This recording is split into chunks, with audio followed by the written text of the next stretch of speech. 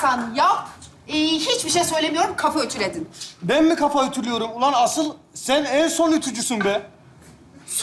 En son ütücü mü? Evet. Sana bu lakabı taktım. Uyumadan önce hep kafamı ütülediğin için en son ütücüsün sen. Sen uyuduktan sonra bile kafa ütülüyorsun. O nasıl oluyor ya? Horluyorsun Mustafa. Horul horul horluyorsun. Hatta o kadar çok horluyorsun ki bazen darbeli matkapla uyuduğumu düşünüyorum. Kızım ben horlamıyorum. O bir yakarış. Sen bütün yorganı kendi üstüne aldığın için Rabbim bu ne soğuk diye bağırıyorsun.